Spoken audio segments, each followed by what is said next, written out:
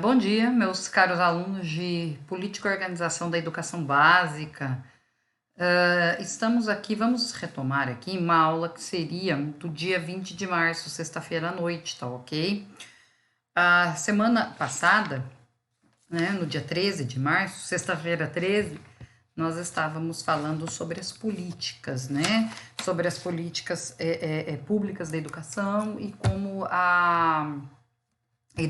as políticas econômicas interferem, né? Então nós tínhamos visto a política liberal, certo?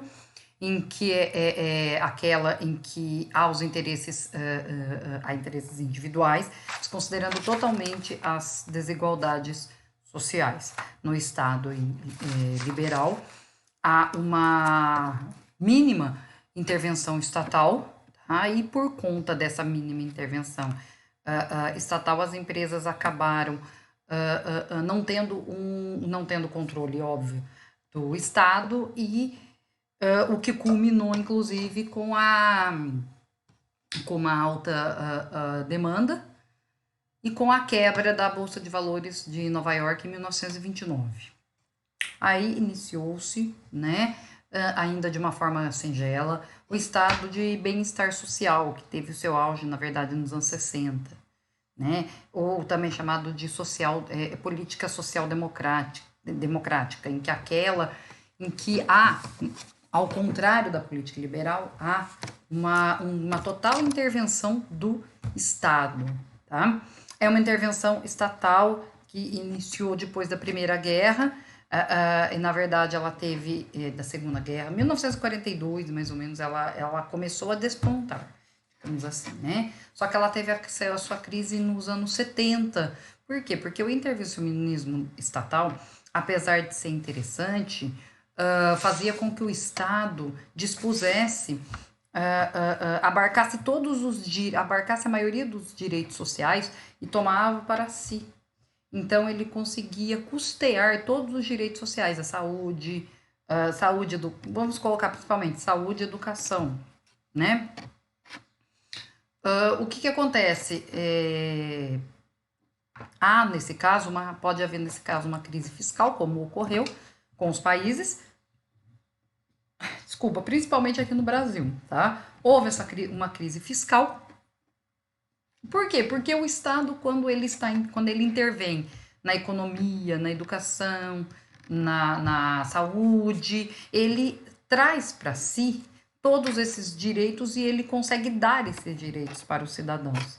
Só que ele, dando muito e recebendo menos tributos do que ele dá, ele arrecada menos do que ele dá, não, desculpa, gente. Ele arrecada menos do que ele fornece para a população, significa que vai haver o passivo maior que o ativo, então há uma crise e o Estado não consegue custear, tá? Aí houve uma crise nos anos 70 e na Inglaterra isso fez com que a Margaret Thatcher, que era a primeira dama, fosse considerada, né, a dama de ferro, porque ela começou a estatizar, ela começou ela começou a privatizar algumas empresas, né? Surgindo aí, começando a despontar aí, as políticas neoliberais, em que há uma ação mínima do Estado novamente, por isso que eu falei para vocês que é um ciclo, né? Há uma política do Estado intervencionista mínima com o livre mercado, tá? Nesse caso, a sociedade se responsabiliza pelo desenvolvimento das ações, não é o Estado em si, mas a sociedade acaba se responsabilizando pelo desenvolvimento das ações, tá?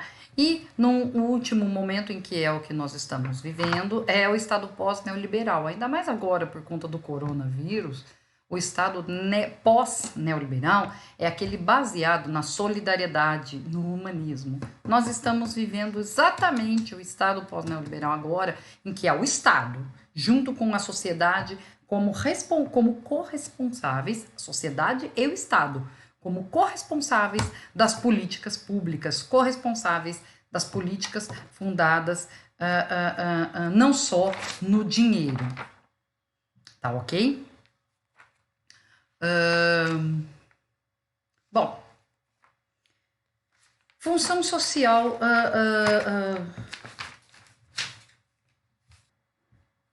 Agora, falando sobre as políticas internacionais e a educação, os reajustes do mundo capitalista. Bom, gente, prestem atenção. Na apostila de vocês, vocês têm vários acordos, porque quando nós falamos em políticas internacionais, nós falamos de acordos ou de tratados internacionais.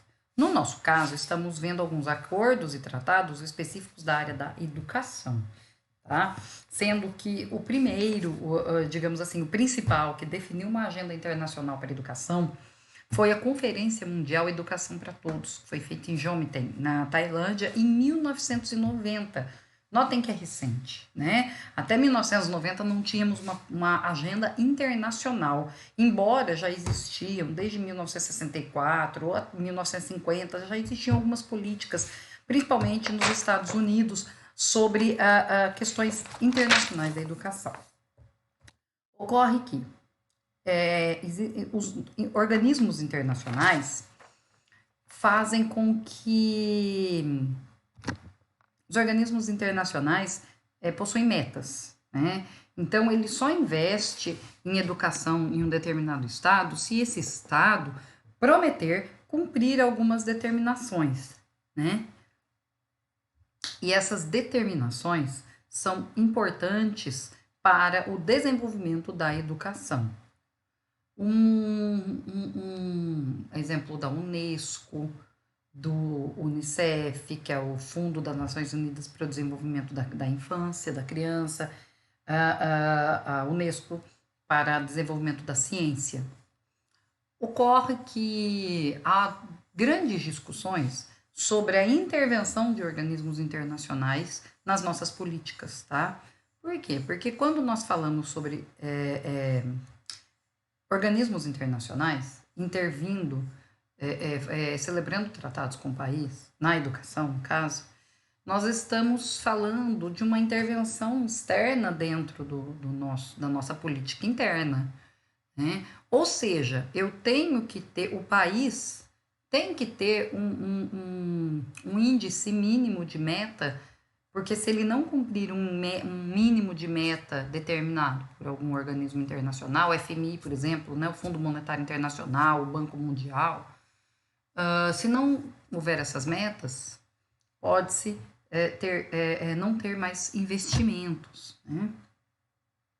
E submetem também os alunos a essa política, muitas vezes, desniveladora, posso dizer assim. Por que desniveladora? Porque, vamos pegar, por exemplo, o PISA. Vocês vão ver o PISA, é uma prova internacional, né? E cada país tem, né, a sua prova, né, nas áreas das ciências, da matemática, da linguagem. E é uma prova para comparar, de uma certa forma, para verificar como anda o nível de leitura, de escrita, de cálculo de cada país. Só que daí ele acaba, uma prova aplicada, no Brasil aplica-se também, é uma prova que procura comparar os países, né? E eu não sei se isso é interessante para os alunos, né? Porque já chega que os alunos são muito comparados dentro do próprio ambiente escolar, com os professores, com os próprios alunos, colegas, né? E aí eu tenho também algumas provas internacionais, ou tem algumas metas internacionais que nós temos que atingir. Porém, o nosso contexto, muitas vezes, e na maioria das vezes, o contexto escolar, o contexto educacional do Brasil é diferente do contexto educacional escolar de alguns outros países. Certo? Então fica aí uma reflexão, né? É importante, porque se os organismos internacionais não estivessem não celebrassem acordos no país, muitas vezes as nossas metas, entre aspas, vamos dizer assim, seriam mais baixas. Nós já temos índices de alfabetização baixos, melhor, índices de boa leitura e boa escrita baixos, né? O Brasil já tem isso. Mas será que é importante? Será que é importante eu comparar isso com outros países? Pode ser que sim, pode ser que não. Né? Aqui é uma reflexão que eu estou fazendo para você. Tá ok? Inclusive por conta dessa intervenção. Né? Não é uma intervenção no sentido jurídico, mas é uma interferência. Acho que a melhor palavra é essa. Uma certa interferência legitimada pelo Estado. Tá? Bom, nós estamos agora no item... em 1999, eu estou vendo aqui no nosso último item do tópico 2, os 4 pilares da educação, nós ainda vamos voltar neles, né? Mas os 4 pilares da educação, promovidos por Jacques Delors para a educação, né? Os 4 pilares para a educação. Né? Aprender a conhecer, aprender a fazer, aprender a conviver e aprender a ser. 4 pilares, né? Eu reputo nessa ordem, porque primeiro eu tenho que aprender a conhecer algo. Depois, eu tenho que aprender a fazer esse algo, a aplicar esse algo. Depois, eu tenho que aprender a conviver com as pessoas. Ou seja, o conhecimento, ele é social e socializado, né? Tanto que agora, por conta da pandemia, vários países estão abrindo os seus conhecimentos científicos e até, vamos colocar, nem conhecimento científico só, né? Vocês devem ter percebido que vários canais de streaming estão abertos para a população em geral, né? Alguns canais que seriam pagos, algumas matérias que seriam pagas estão sendo abertas. Por quê? Difusão do conhecimento, tá? E por último, aprender a ser. Né? Nós vamos ver num dos artigos que vamos estudar esse aprender a ser, aprender a não só a conhecer, fazer e conviver, mas a ser, a se portar como cidadão, a se portar como pessoa inserida dentro de uma determinada sociedade e consciente do seu papel de cidadão e de sua posição na sociedade. Tá? O item 3, né? A função social da escola e a lógica do mercado. Essa é uma questão que é muito debatida. Por quê? Porque quando nós pensamos em escola, nós pensamos mais na formação humanística, não só na formação técnica, né? Então, o que é uma formação humanística da escola? É aquela em que eu possuo, em que a escola transmite, entre aspas, né? A gente não gosta muito dessa palavra mais, esse verbo, vou usar aqui, tá? É aquela em que a escola transmite alguns conhecimentos reputados legítimos, considerados válidos, considerados como mais importantes para conhecimentos gerais. Né? Essa é uma primeira formação humanística. Porém, hoje nós temos também o quê? A lógica do mercado. Nós vivemos uma sociedade capitalista. E como convivemos em sociedade capitalista, isso significa que nós temos que a escola não pode ser um espaço só para a socialização do saber, ou para só para a socialização do saber, vamos dizer assim, né? A escola, ela deve ser um espaço que também ensina determinadas técnicas para o trabalho, né? Porque senão a função social da escola se escoaria, ficaria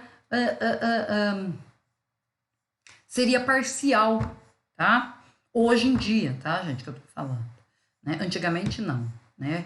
A escola, antigamente, vamos pensar aí na Grécia, na democracia, no início da democracia grega, a escola era somente formação humanística, tanto que era apenas para aqueles homens que dispunham de muito tempo para pensar, né? Até por isso, vocês vão ver em alguns dos artigos, a disciplina ela casa por si só, tá?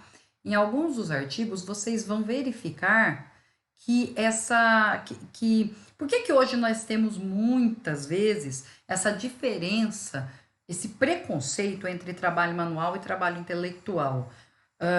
Uma das hipóteses é que ela tenha vindo da democracia grega, democracia não, das escolas iniciadas na Grécia. Por quê? Porque só ia para a escola quem tinha tempo, né? Eram os homens considerados que tinham tempo livre, né?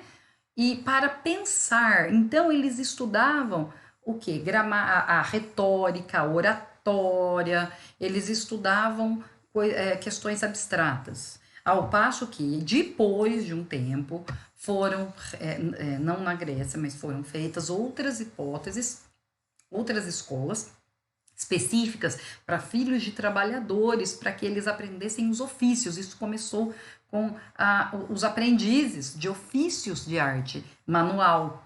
Então, houve aí uma separação entre trabalho manual e trabalho intelectual, reputando-se melhor o intelectual, né? Algo totalmente desprovido aí do princípio da igualdade. Certo, gente? Função social da escola. Função social, ou seja, para que a escola serve, né? Para que ela se presta, né?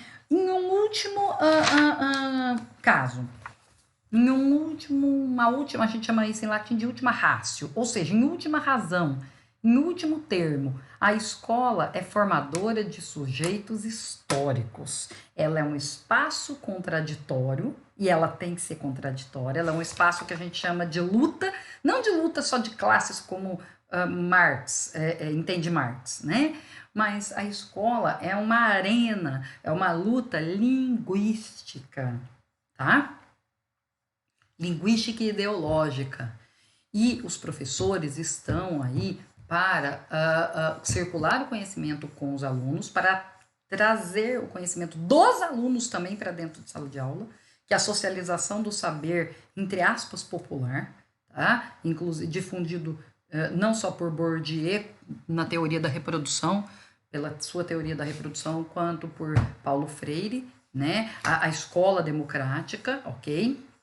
E formação de sujeitos históricos significa o quê? Formar pessoas cidadãs, formar cidadãos conscientes do seu papel na sociedade e, principal, que eles possam crer neles mesmos, tá? Porque a escola não está ali simplesmente apenas para transmitir o conteúdo, como se vocês vão ver em Paulo Freire, né? Principalmente no livro Pedagogia da Autonomia,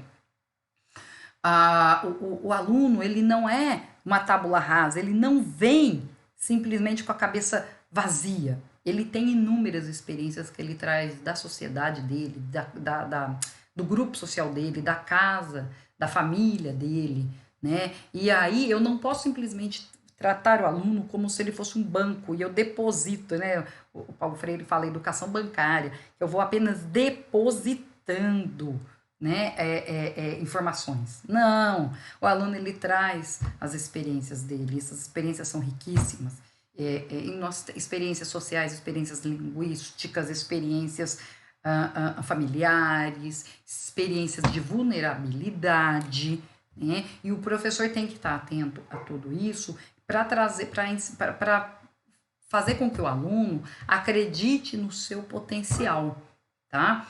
Ou seja, ele tem que saber que ele pode agir em nome próprio, principalmente depois dos seus 18 anos, né? De 16 a 18 nós podemos fazer os alunos, né, que nós chamamos em direito de relativamente incapazes, já podem fazer algumas coisas, já pode trabalhar, pode reclamar se você tem um celular, o celular deu defeito, eu posso reclamar ou não posso? Ah, posso, mas como que eu posso fazer isso? Ou seja, os alunos eles têm que entender que eles são sujeitos de deveres e de direitos dentro de uma sociedade e que a sociedade funciona em uma determinada lógica, em uma determinada ordem e que tudo bem se ele também não quiser seguir essa determinada ordem, desde que esse aluno seja ético, seja cumpridor da lei, esteja licitamente utilizando o seu tempo e o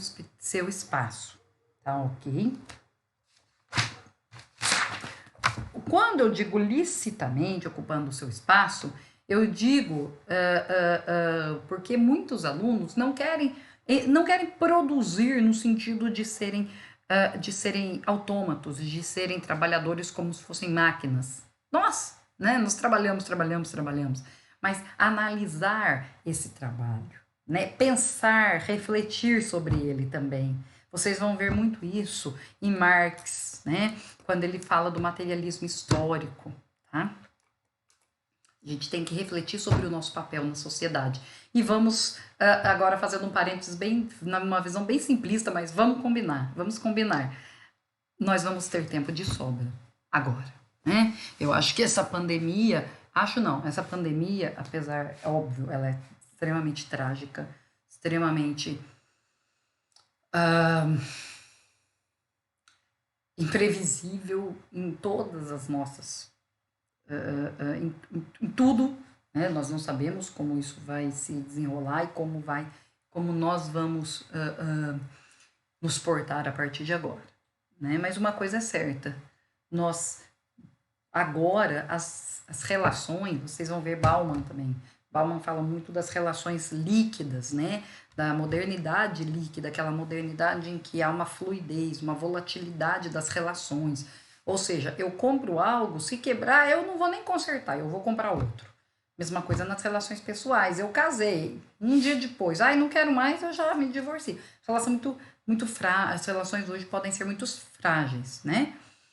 E com essa crise, com essa pandemia, talvez isso mude um pouco a visão de algumas pessoas. Eu não digo todas, infelizmente nós temos aí relatos, né, de pessoas que não acreditam ou não se importam com essa pandemia e, consequentemente, se não se importa com isso, não tem empatia com o outro, porque você tem que ter empatia, um respeito, solidariedade. E isso, se não é trazido de casa para a escola, o ambiente para tal é o ambiente escolar. Vocês devem estar vendo, vocês devem ver na sociologia da educação, né? Vocês vão ver três principais teóricos, três principais sociólogos gerais, né? Marx, Durkheim e Weber, né? Só para dar uma resumida, Durkheim. Para Durkheim, a educação, quais são as concepções de educação para esses três sociólogos? Para Emily Durkheim, a educação significa socializar o saber, né? Significa divulgar o saber para que todos nós sobrevivamos com essa difusão do saber. Para Marx, a educação é alienação ou emancipação. Ou a educação serve para emancipar, para transformar aquele sujeito histórico, aquele sujeito cidadão, consciente do seu papel e que ele veja o todo, não veja apenas as partes, né? Ou a educação serve para alienar, né? Serve para fazer com que aquele aluno, aquela pessoa, não veja que existe algo além do que ela está vendo e não questione a realidade. Okay? E para Weber, a educação é um fator de estratificação social, é um fator que faz com que você sempre queira alcançar o poder.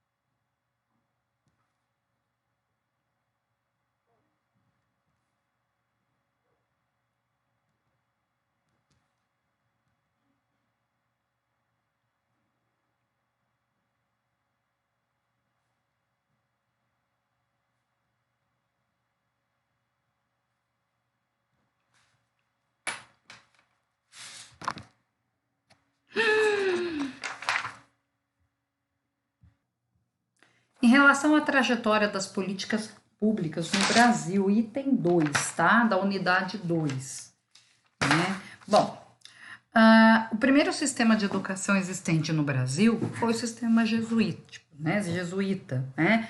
Que durou 210 anos. Ele iniciou em 1549, né? Logo após, alguns anos após entre aspas, aí, a chegada, né? Vamos dizer assim, dos portugueses no Brasil, ok? Ela se baseava em um conjunto de práticas pedagógicas cristãs chamada Ratio Studiorum, né? Ratio escreve, né? Latim. E, na verdade, foi um sistema que tornou, que fez com que houvesse um processo de aculturação no país, né? O que é isso? Ensinavam-se os filhos de colonos portugueses de uma forma diferente, primeiro como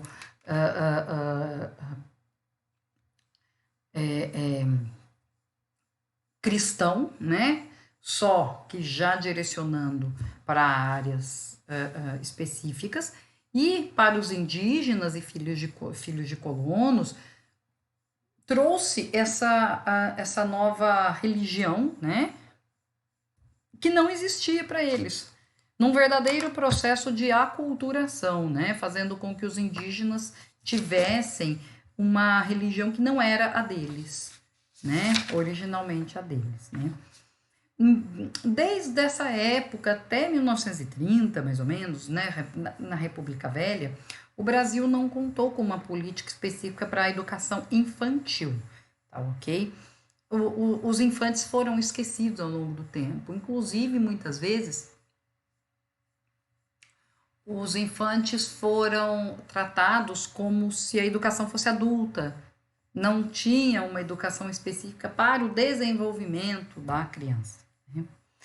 E quando se chega na República Velha, de 1889 até 1930, verifica-se que o pouco da legislação existente ainda é bem distante da realidade, algo que ocorre até hoje. A nossa legislação não é perfeita, mas também não é ruim. Porém, não há uma distância muito grande entre a prática mesmo, né, a realidade e o que está nas normas. Né? Principalmente porque existem desvios, né, de finalidade de recurso, tá? Havia também, nessa época ainda da República Velha, uma assistência que a gente chamava de assistência à infância, né? Assistência à infância no sentido de que as crianças ficavam em creches assistenciais, não era algo sistematizado como o ensino, tá? Porém, em 1930, com a era Vargas, Getúlio Vargas cria o Ministério da Educação e Cultura, coloca como seu ministro Francisco Campos, que determina a primeira reforma educacional brasileira, reforma Campos, né? Eu não vou passar por ela agora, assim, especificamente, mas só para vocês saberem, criou o ciclo secundário, né? E criou um ciclo em que havia o ensino fundamental de 5 anos e o ensino médio complementar de 2 anos.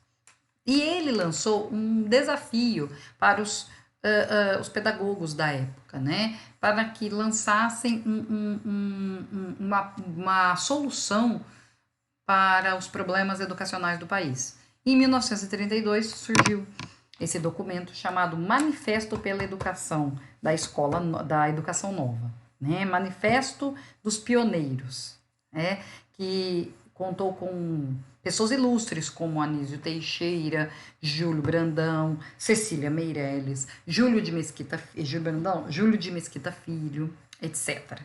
Né? E através desse manifesto, ele era contra o modelo católico vigente, em que eu tinha que aculturar, que impor uma cultura, uma educação para os alunos, né? Eles defendiam uma educação democrática, né, pública, escola pública e laica. Laica é desprovida de valores ideológicos religiosos, né, específicos. Até hoje, na verdade, é assim. Ela trouxe uma visão renovada para a educação, esse manifesto dos pioneiros, e fez com que em 1934, na Constituição de 1934, aparecesse o direito à educação como pela primeira vez, como um direito de todos e dever, tanto do Estado quanto da família, da sociedade. Ok? Bom, LDB de 1996. Nós vamos ver que essa é a terceira e atual LDB. Né? Nós tivemos em 1961, 1971 e a de 1996 que vigora até os dias atuais, com algumas reformas, né? Bom, o principal, a LDB, depois eu vou escanear, enviar para vocês um esquema que eu fiz, que eu gosto muito de escrever na lousa esse esquema, mas eu não vamos poder, né? Mas eu vou colocar para vocês saberem. Né? A LDB possui os seguintes níveis: educação básica e educação superior. O que tem na educação básica? A infantil, a fundamental e o ensino médio. Sendo que o infantil é dividido em creches e pré-escolas, creches até 3 anos, pré-escola de 4 a 5 e 5. Ensino fundamental com duração de 9 anos agora, né? Ensino fundamental com duração de 9 anos, né? Nós colocamos, às vezes, um fundamental 1, fundamental 2, mas na lei não diz fundamental 1, fundamental 2. Ensino fundamental com duração de 9 anos, primeiro ao 9º ano. E ensino médio, né? Geralmente com duração de 3 anos, né? O ensino médio, ele pode ser propedêutico. O que é propedêutico? É aquele ensino que te impulsiona para estudos posteriores, estudos superiores. Então, hoje em dia, o ensino médio, a maioria do ensino médio, ele ensina, entre aspas, né? Vamos colocar assim, o aluno a chegar até a universidade, através do vestibular. Isso é ensino propedêutico, porque ensina o aluno para que ele sempre cresça nos estudos posteriores. Então, eu tenho o ensino médio e aí eu tenho propedêutico. O ensino médio propedêutico, ele vai te impulsionar para o ensino superior. O ensino superior, quando ele também é propedêutico, ele vai te impulsionar para um ensino superior do superior, que é o ensino de pós-graduação, tá? E nós temos também o ensino médio técnico, né? Ou chamado também de profissional. E o ensino superior. A nossa LDB, de 1996, começou a teve a primeira proposta de reforma, de início de uma nova lei de diretrizes e bases da educação nacional em 1988, tá? No governo de José Sarney, né? O projeto de lei de Otávio Elísio. Né? Em 1990, houve o substitutivo de Jorge Age. Jorge Age era o relator na Câmara, e ele fez uma primeira proposta que foi acolhida pela sociedade, né? Vamos dizer assim. E durante os governos Collor e Itamar, em 1992, o senador Darcy Ribeiro, que foi o relator do Senado, né, fez uma segunda proposta que foi rejeitada, porque era uma proposta do governo, vamos dizer assim. Lembrando que o governo, que a Câmara representa o povo e o Senado representa os estados. E, após muitas discussões, em 1993 ela foi aprovada também no Senado, e em 1996, sob a gestão de Fernando Henrique Cardoso, o FHC, ela foi publicada com ideais claramente neoliberais, né? Então, hoje, a educação... deixa eu ver aqui se eu acho... o artigo... Estou achando aqui, o artigo 1º da educação. A educação, artigo 2º, a educação é dever da família e do Estado. Dever, família e Estado, não é só do Estado. Né? Engana-se aquela família que acha que é só dever do Estado fornecer o suporte para o direito à educação. Família também, tá? Inspirada nos princípios de liberdade e nos ideais de solidariedade humana, tendo por finalidade o pleno desenvolvimento do educando, seu preparo para o exercício da cidadania, ok? E a sua qualificação para o trabalho. Para o trabalho, então eu tenho aqui uma visão neoliberal e mercantilista, capitalista. Por quê? Porque hoje em dia a educação não é simplesmente aquela formação humanística, formação de conhecimentos gerais. Hoje eu também tenho que impulsionar aquele aluno para que ele consiga, quando ele sair da escola, ou paralelamente, dependendo da idade, já consiga trabalhar, tá?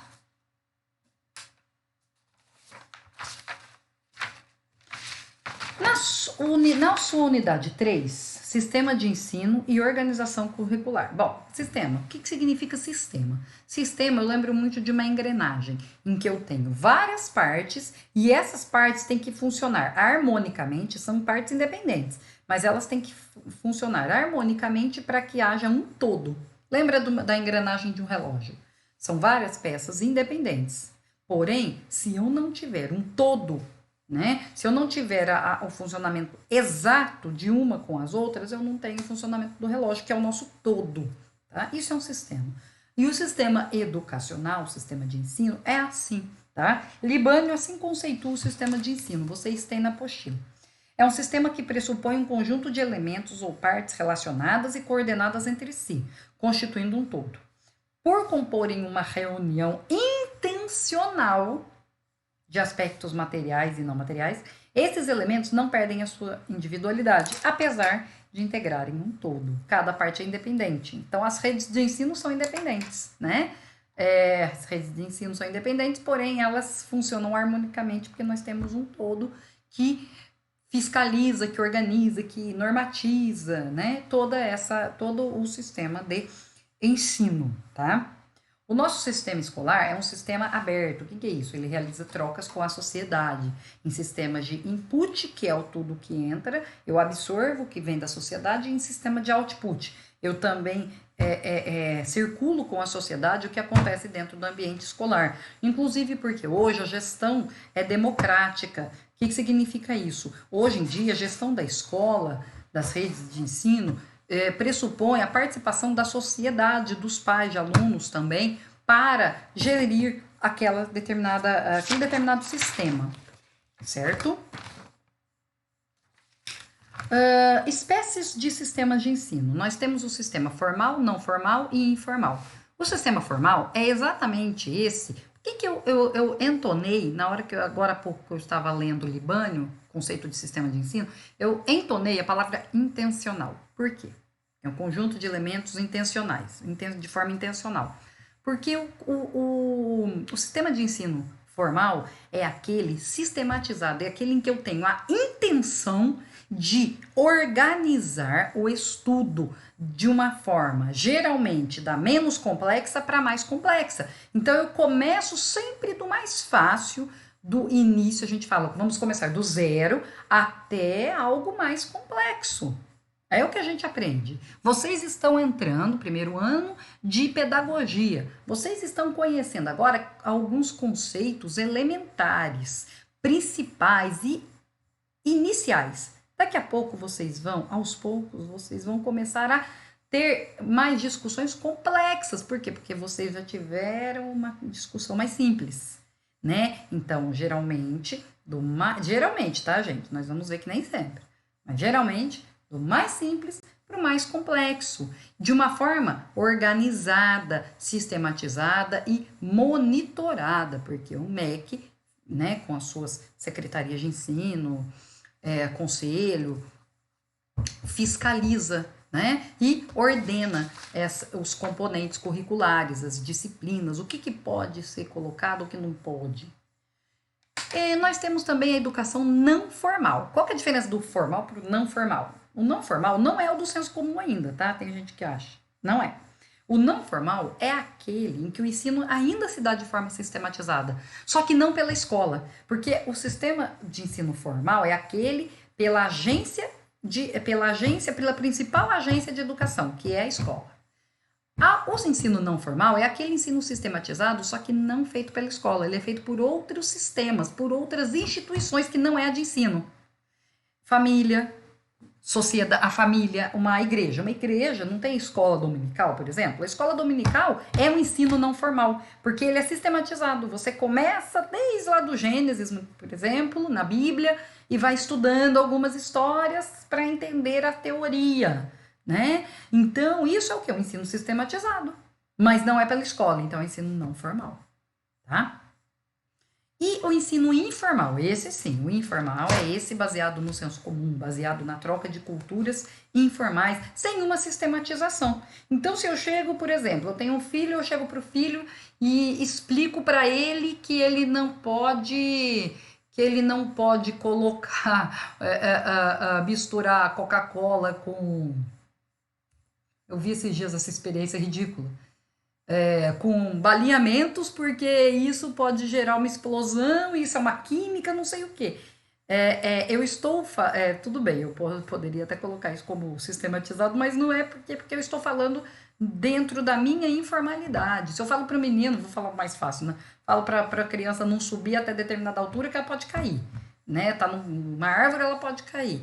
Né? Ele vai aprender, mas vai aprender de uma forma informal, ok? As estruturas do sistema de ensino. A principal estrutura de sistema de ensino é o que a gente chama de estrutura propriamente dita de sistema, porque é aquela em que eu realizo a atividade fim. Qual é a atividade fim da escola? Ensinar, né? Circular o conhecimento. Então, essa é a atividade fim. Então, a estrutura da escola da atividade fim é simplesmente as redes de unidade, são as redes de unidade de ensino, que são aquelas que ensinam. Né? É a estrutura que ensina. E o que é a estrutura de sustentação? A estrutura de sustentação são as atividades que a gente chama de atividades meio. É a parte administrativa, é a parte de limpeza, é a parte normativa. Então, as normas, a LDB, é a nossa principal lei sobre educação no Brasil. A LDB faz parte do quê? Do sistema de estrutura de sustentação. Sustentação por quê? Porque ela é normativa, ela sustenta através da sua lei e regula, através da lei, todo o nosso sistema de ensino. O poder público faz parte da estrutura de sustentação, por quê? Porque ele envia as normas, ele fiscaliza e ele cria órgãos para regular e fiscalizar. Né? A exemplo do MEC, que é o Ministério da Educação e da Cultura, e o MEC possui o organograma, né? Possui os níveis, sendo que o MEC também é auxiliado pelo seu Conselho Nacional da Educação. Tá? Lembrando, conselho, você lembra de dar conselho? Conselho é o órgão normativo, é o órgão que emite pareceres, opiniões técnicas sobre determinado assunto. É diferente de secretaria, né? A secretaria é um órgão administrativo, Secretaria de Educação, Secretaria Estadual de Educação, Secretaria Municipal de Educação. Secretaria é um órgão administrativo, ela fiscaliza o que já está na norma. Né? E executa as deliberações.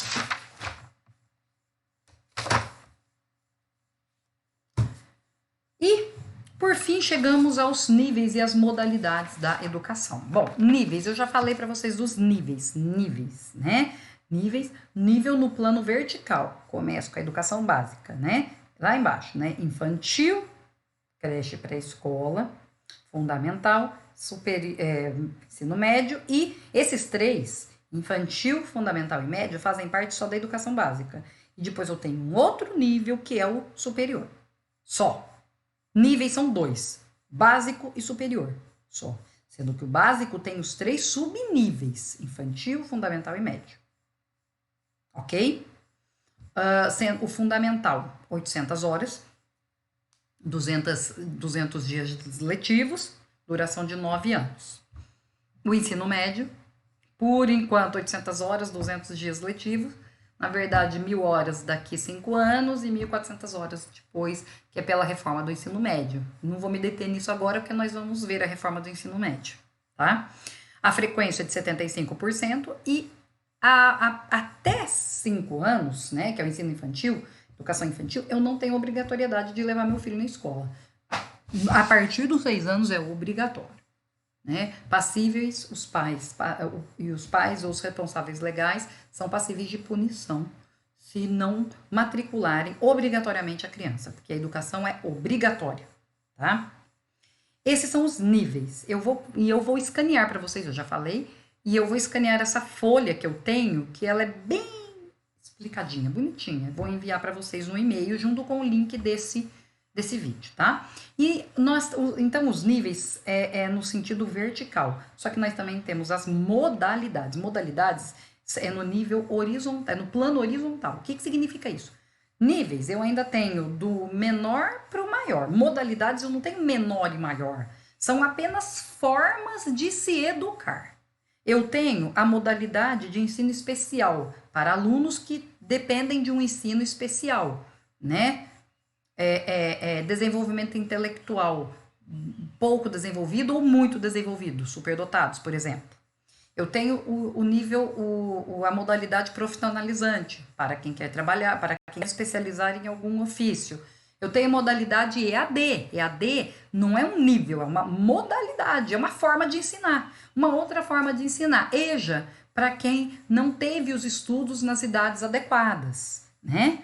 Eu tenho também em modalidades, educação indígena, forma de ensinar indígena, a educação no campo, a educação quilombola, certo? Não é nível, não tem melhor, não tem mais simples e mais complexo nesse caso. Eu tenho simplesmente formas de ensinar, né, determinados alunos, tá? Isso são as modalidades. Eu escrevi todas aqui para vocês, tá ok?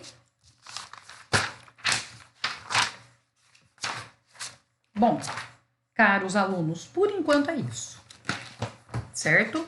Eu acredito que eu tenha conseguido. Eu vou ver se eu consigo até fazer mais alguma coisa, no sentido de produzir mais algum conhecimento para vocês e passar. Um bom dia para vocês.